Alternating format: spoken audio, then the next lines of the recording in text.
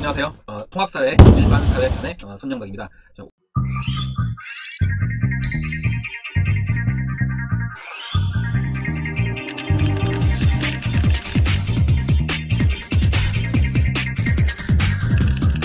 자, 잠깐 1학년들이니까는 아무래도 용어 같은 거에 좀 익숙하지 않을 것 같아서 약간 부연 설명하자면 원래는 그 아담 스미스 얘기 들어봤었지, 그치? 아담 스미스. 자유주의 시장경제라고 하는 것은 자유주의, 자유방임주의, 보이지 않는 손 이런 얘기는 들어봤죠, 중학교 때, 그치? 아무리 뭐 자유학 기자하고 했어도 이런 얘기는 들어봤지. 시장을 내버려 두라는 거거든요. 그러면 알아서 수요와 공급에 의해서 가장 합리적인 가격이 형성될 것이고, 그것이 부를 가장 크게 하는 것이다. 내버려 두는 거다. 즉 국가가 개입을 하게 되면은 이 시장에 왜곡이 일어난다라는 겁니다. 왜곡이. 뭐 대략 그런 것인데 대공황 맞이하고 하면서 20세기 그렇게 한 200년 지나오면서 자본주의가 망가졌죠. 그죠? 자본주의가 망가졌어요. 그래서 대공황 거치고 하면서 이제 생각이 바뀐 거야. 정부가 적절히 개입을 해가지고 뭔가 조절을 하지 않으면은 이 자유에만 맡긴 시장 경제는 계속 빈익빈 부익부 심해지고 강자만 계속 강해지는 그러다가 이제 폭망하는 이런 현상이 나타난다. 그래서 이제 정부가 개입하는 방식이 한쪽에서는 이제 재정 정책이 있는 거예요. 즉, 뭐 가령 뭐 국가가 어떤 뭐 국가 사업을 뭐 벌인다든지, 뭐 댐을 건설한다든지, 무슨 뭐 도로를 뭐 건설한다든지 등등 이런 식으로 국민에게 세금을 걷어가지고 재정을 열심히 쓰는 거죠. 열심히 쓰는 그런 게 있는 거고, 거꾸로 세금만 걷고 돈을 안 쓰는 긴축재정 됐어. 이런 거 다 왜 하냐면은 경기는 계속 순환하기 마련이거든요. 호황과 불황을 계속하고 적절한 범위 내에서 적절한 타이밍에 그러니까 너무 빨라도 문제가 많은 거지, 그치? 또 폭이 너무 커도 이게 문제가 되는 거란 말이야. 그래서 적절한 범위 안에서 이 경기 변동이 일어날 수 있도록 정부가 적절히 개입을 한다는 게 이제 20세기 이후에 이제 정부의 역할인 거예요, 그죠? 그러면은 너무 지금 호황 경기가 좋긴 한데 뭐 인플레가 너무 심하다, 물가 상승이 너무 심하다, 인플레가 심하다, 이제 이런 식으로 하게 되면은 정부가 긴축재정이라는 걸 쓰는 것이고요. 너무 또 경기가 다운돼 있어, 경기 침체기야, 그러면은 정부가 적극적으로 돈을 푸는 것이죠. 그렇게 해가지고 침체된 경기를 살리고, 이런 게 이제 기본적인 방식, 하나의 이제 재정 정책인 거고, 또 하나는 이제 통화 정책이 있어요, 그죠? 그래서 시장에 너무 통화량이 너무 많아. 그러면은 국채나 이런 걸 발행을 해서, 국채는 이제 국가가 보장하는 거니까 가장 안정적인 자산이죠, 그렇죠? 뭐 10년 만기 뭐 국고채 이런 거 하게 되면은 그거 갖고 있으면 이제 10년 뒤에 뭐 이자 얼마 붙어서 돈을 받을 수 있는 게 국가가 보장하니까, 국가가 망하지 않으나 받는 거니까, 그죠? 이제 그런 식으로 해가지고 시중에 있는 유동성을 좀 줄이고 늘리고 이제 이런 방식을 한단 말이야. 근데 지금 여기서 얘기하는 거는 그것도 아니고 그냥 정부가 돈을 찍어서 막 뿌리는 거지. 양적 완화라는 거야, 이게. 아주 극단적인 수단인 것이자 사실 최후의 수단인 거예요. 근데 일본이 이제 이거를 했었고, 이걸로 인해서 늪에 빠져버렸다는 겁니다. 지금 얘기 흐름이. 자, 계속 볼게요.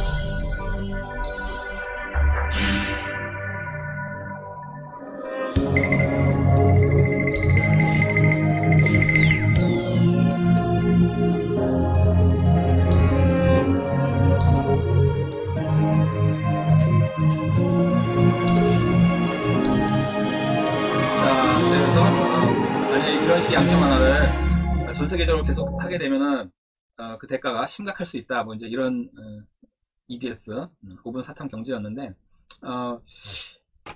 제가 이걸 왜 보여줬느냐, 지금 이제 우리가 어떤 식으로 이 교과 내용을 학습하고 접근할지 그거에 대해서 얘기하고자 하는 거예요. 자, 한일 역사 갈등 얘기가 여긴 나와요. 이건 다 보지도 않을 거야. 다 우리 아는 내용이니까, 그지? 그래서 보게 되면은 뭐 최근에 이제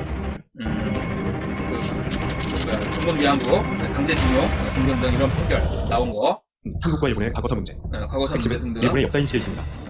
자, 어때요? 그 경제적 맥락과 일본의 경제적 맥락과 식민지배에 대한 사죄와 배상을 인정하지 않았습니다. 맥락을 같이 하고 있지 않아요? 받지 못한 그 전에 무라야마 선언이었나? 그래서 이제 나름의 뭐 사죄를 했거든요. 그때만 하더라도 이렇게 심각하지 않았었거든. 일본이 일본 경제가 이렇게 심각하지 않았었거든. 근데 아베 정권 나오고 아베노믹스라고 아까 나왔었죠, 그죠? 네, 그런 흐름 속에서 역시 더더욱 험한 이런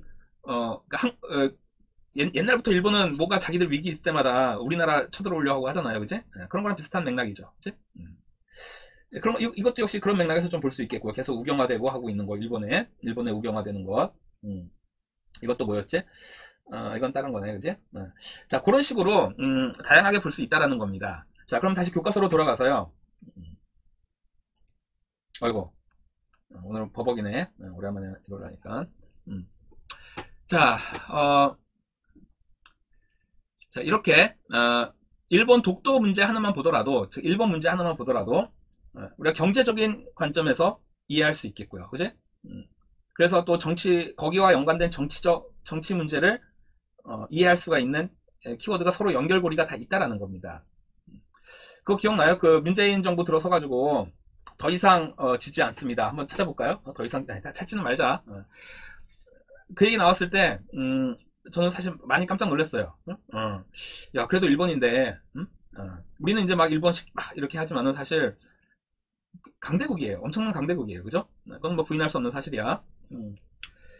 그리고 사실 경제적으로도 많이 연관되어 있고 의존도 많이 되고 있는데도 불구하고 다시는 지지 않겠다.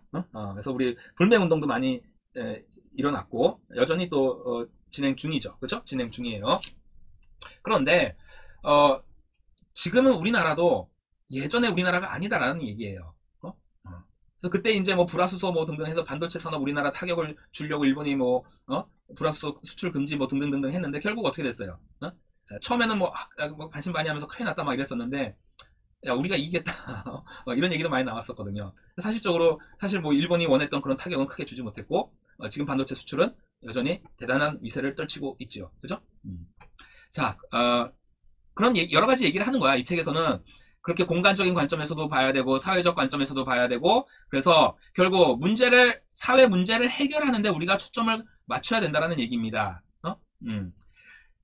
앞서 있는 지식 체계를 빨리빨리 그걸 다 외우고 해가지고 이게 정답이야 이거를 배우는 게 아니라 다양한 자료들을 갖다가 여러분이 탐색을 해가면서 스스로 답을 찾으라는 겁니다. 그러니까 이거는 거의 이 교과는 거의 99% 구성주의 맥락에서 나온 교과예요.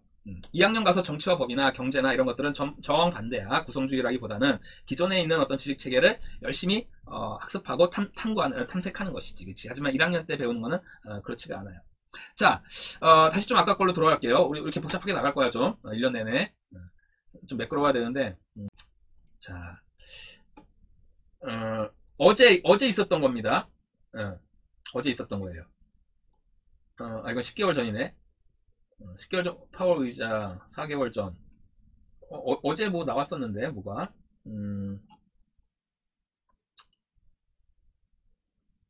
아까 찾아놨었는데 어디 갔는지 모르겠네. 뭐 맥락은 다 비슷한 거예요. 네, 제롬 파월 미국 연방준비제도 의장이 금리를 장기간 동결할 것임을 시사했습니다. 연준의 거듭된 완화 기조 표명에도 인플레이션에 대한 불안감이 적지 않았는데 파월 의장의 발언에 미 주요 지수는 일제히 급반등했습니다. 박혜준 PD입니다. 제롬 파월 미 연준 의장이 금리를 장기간 동결할 것임을 시사했습니다. 고용과 물가 상황에 따라 당분간 현재의 제로금리 수준을 유지할 것이라는 기존 입장을 거듭 표명한 것입니다. 잘 모르겠지. 근데 파월 의장은 물가 상승률 목표치 1년 전에도 이제 또 비슷한 얘기를 했어요. 어제 이제 나와가지고 사실 사람들이 뭐 좀 뭔가 좀 많은 걸 기대를 했는데 그 기대를 좀 저버리는 발언을 해가지고 지금 뭐 미국 나스닥 증시가 굉장히 뭐 폭락하고 있다 뭐 이런 얘기도 들리고 있어요. 뭐 그게 일단 중요한 게 아니라 미 중앙은행인 연방준비제도 연준이 제로 수준의 현 기준금리를 동결하면서 당분간 현재와 같은 기조를 이어가겠다고 밝혔습니다.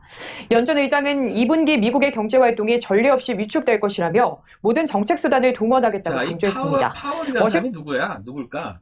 지금 연준 얘기 나왔었죠. 연방준비위원회 FED 이렇게 보통 나와요 기사에.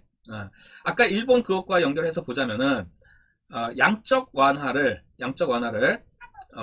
전 세계적으로 지금 굉장히 급속도로 거의 말이 안 되는 수준으로 돈을 찍어내고 있다 이렇게 보면 되겠어요. 특히 작년 코로나 이후 상상을 초월할 만큼 많이 양적 완화를 하고 있어요.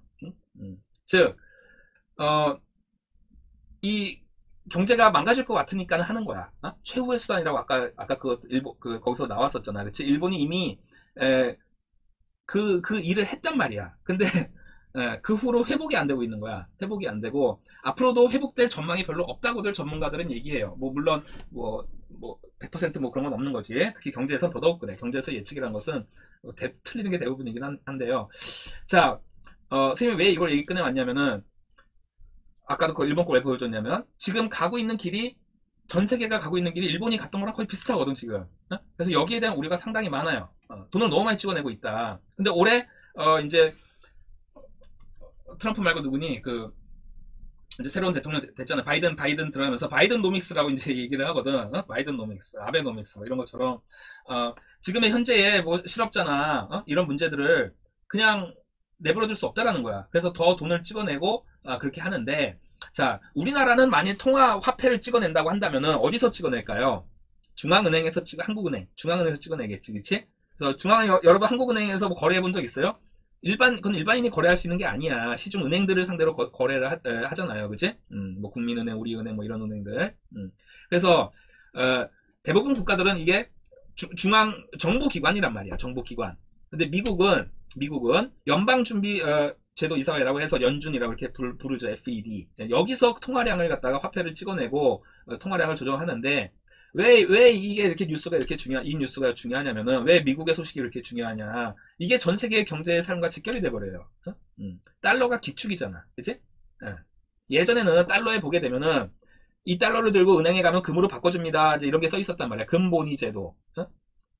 세상에 다양한 상품이 있고 거래가 있는데 그러면은 수만 가지 상품이 거래되는 데 있어서 뭔가 기준이 되는 게 있어야 되지 않겠어요? 그죠? 그게 금이었단 말이야. 대체적으로 계속 금으로 보통 해왔던 것이지, 그치? 그래서 금본위제. 금이란 게 양이 희소하고, 그쵸? 희귀해, 희소하고, 그리고, 별로 쓸모가 없어요. 장식품 이런 거 외에는. 그리고 상하거나 변질되지도 않아. 그죠? 그러니까, 금 붙이면 금 들고 다니기도 좋고, 그지? 그러니까 이게, 중심이 되는 어떤 화폐로 사용되다가, 세계 20세기 들어서서 이제 무역의 규모도 커지고 등등 하면서 기존의 금만으로는 감당이 안 되는 거야. 그러면서 이제 그 브레드우드 체제라고 해가지고 아예 근본이자를 폐지해 버렸어요. 그러니까 달러가 기축이 되고 기준이 되는 통화가 돼버린 거야.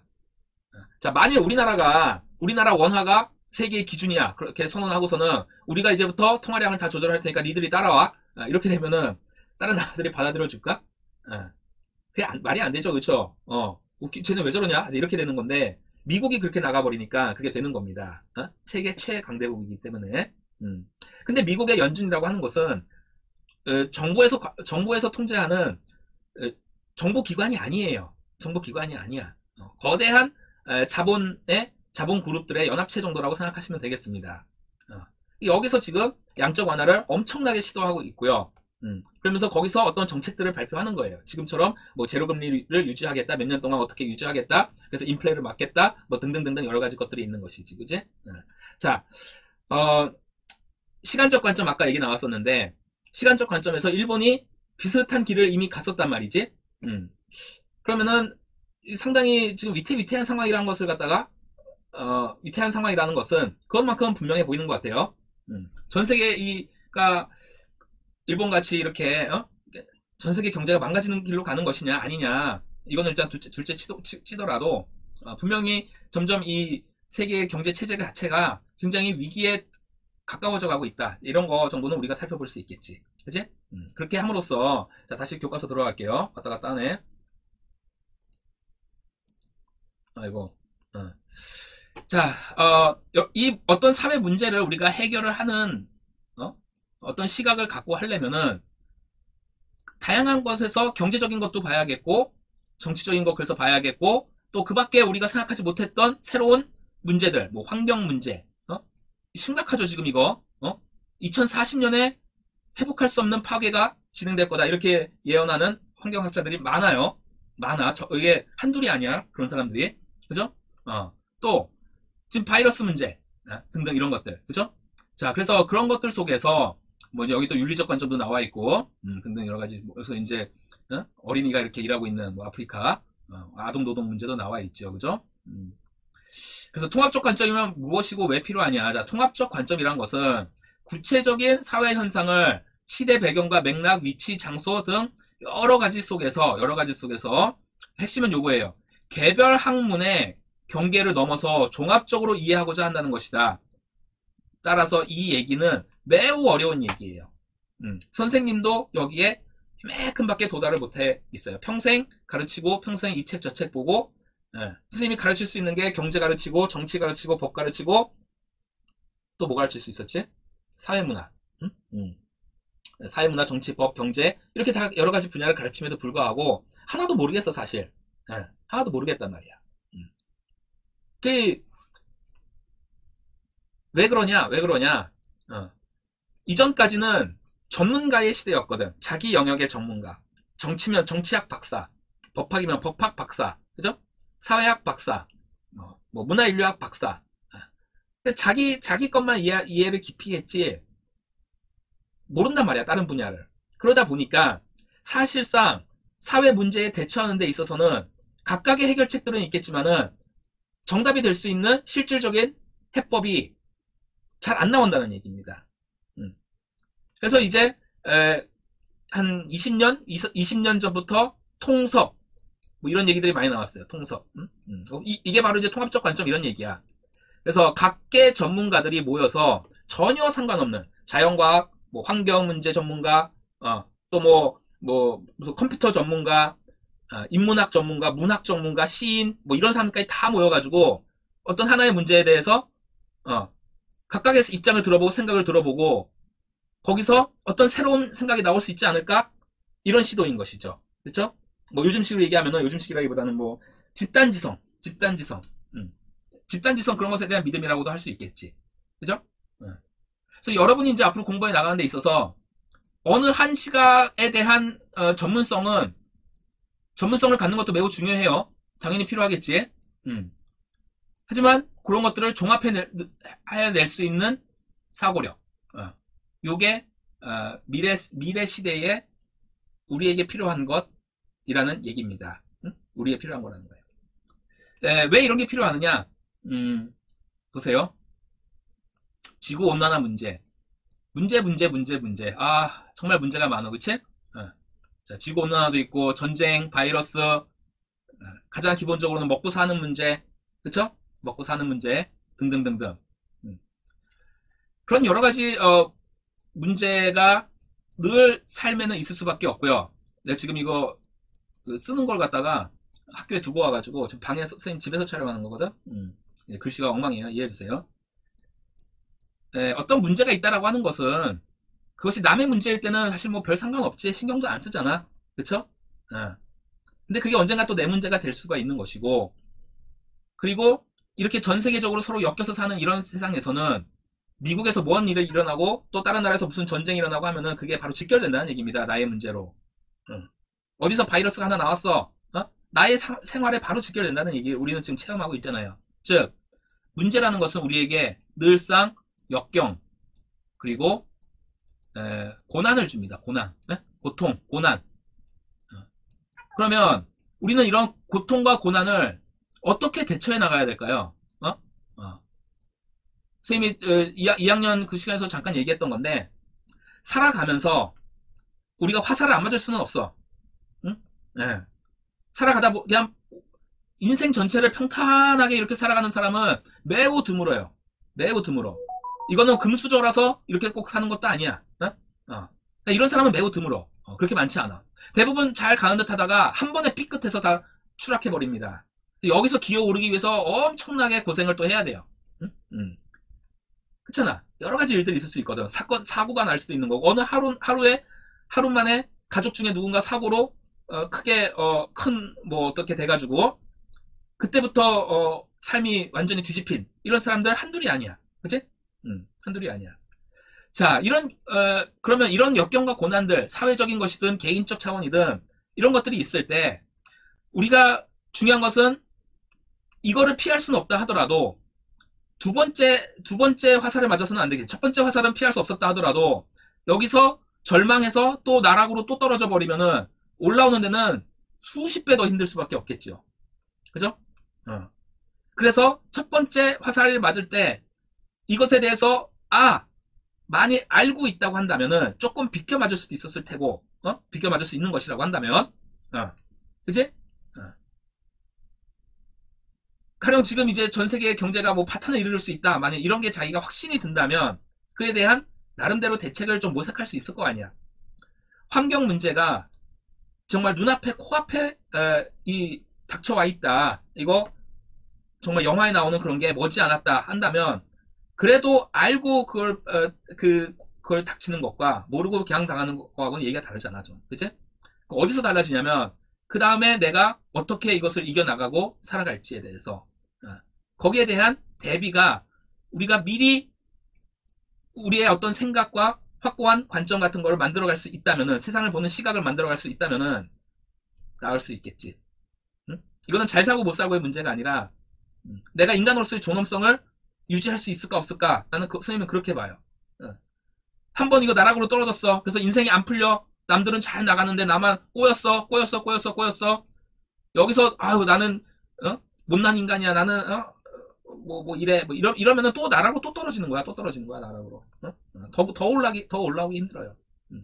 아무리 어려운 일이 닥쳐도 내 존엄과 가치는 훼손되지 않는 것이거든. 그에 대한 확고한 신뢰가 있어야 돼. 그렇기 때문에 여기 뭐 철학자 얘기도 나오고 등등 가다 보면은 여기서 나오는 행복이라고 하는 것도 시대마다 사람들은 뭐 행복을 어떻게 받느냐, 뭐 중세 시대는 뭐 어땠고, 또 이제 근대 시대는 어땠고, 뭐 이런 얘기들 나와 있는 것이죠.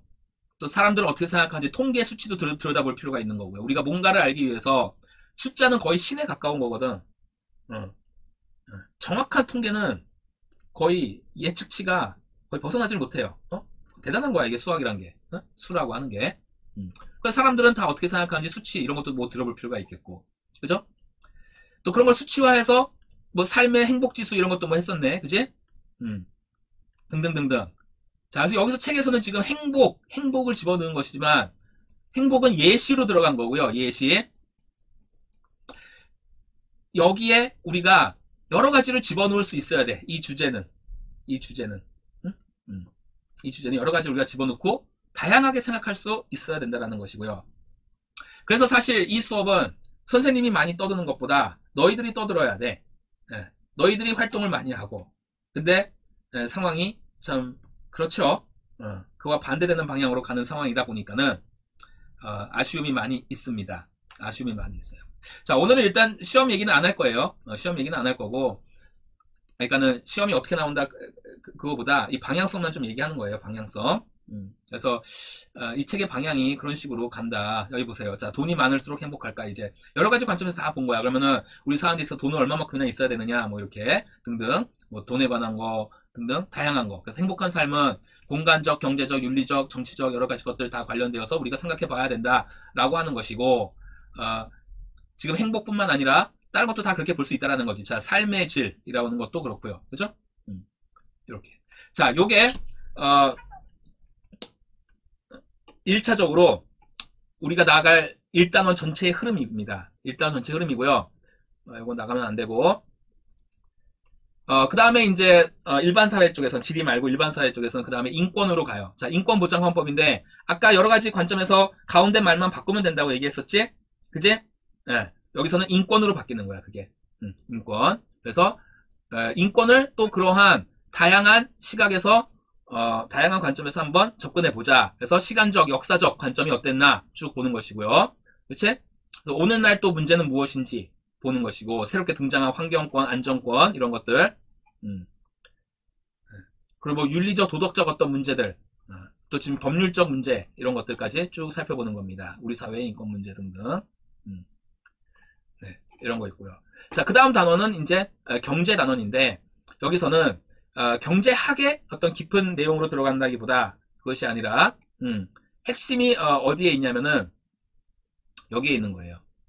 여기에 우리의 합리적, 그러니까는 합리적 선택, 경제적인 합리적 선택. 그래서 금융 설계 어떻게 해야 될 것이며, 왜 자본주의 체제에서는 이런 무역과 이런 것들이 왜 일어나는지 그런 내용들을 배우는 거야. 그래서 자본주의 어떻게 전개되어 왔는지 시간적인 거, 그치? 시간적 어떻게 흘러왔는가 한번 봐야겠고, 그죠? 현대에 와서 신자유주의가 나타나기까지의 과정, 그죠?